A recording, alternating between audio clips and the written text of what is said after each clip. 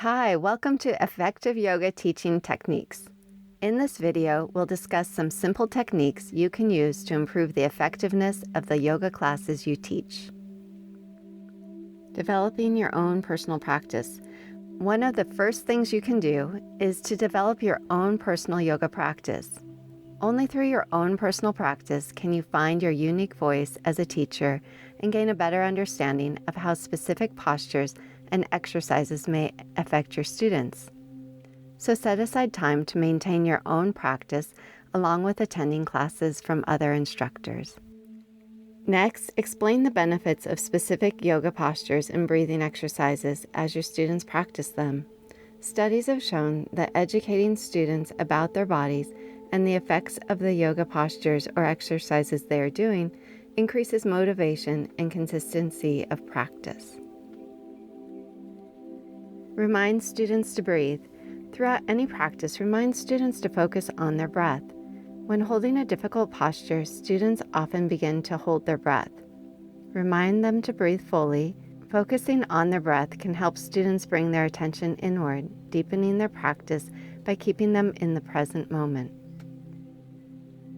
Encourage students to connect breath and movement in order to make their movements within postures or their transitions between postures more efficient and effective.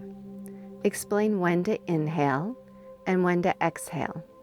In yoga, it's usually best to inhale on expansive movements, such as bringing your arms overhead, and exhale on closing types of movements, such as folding forward. Focus on your students, and I mean really focus on them. Keep your eyes and your attention on them by focusing on your students and their needs rather than on how you're doing as a teacher. It makes you less self-conscious and more confident and helpful. Practice effective presentation skills. Make eye contact with each student throughout the class. Stand tall with your arms relaxed at your sides. Smile. Pause sometimes after you speak to give people some time to take in what you're saying. Walk the room rather than staying in place so you can be near your students and become more aware of what they need. When giving specific cues, it's important to be clear and concise. Using too many words for cueing can break the flow of the class and leave little time for other points of discussion. A good rule of thumb when cueing is to think of the body part and the way you want it to move. So you might say, reaching your right arm overhead, or say, right arm reaches overhead. Remove phrases such as, now we're going to. These types of phrases add little to the class and just take up time.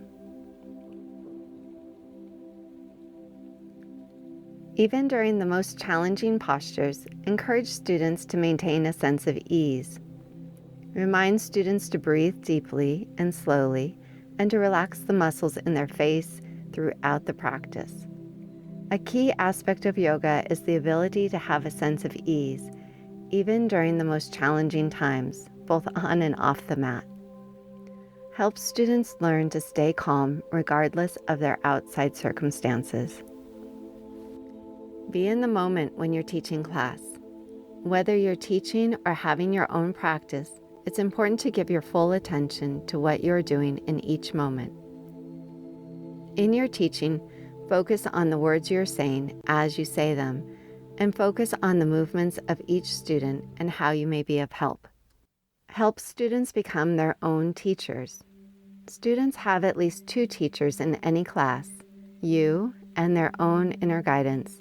So help your students develop that inner guidance by encouraging them to notice how each movement feels and to make decisions about what works best for them in that moment.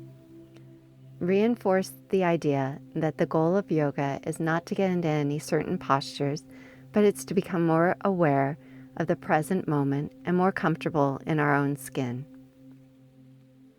Finally, create a positive environment for your students.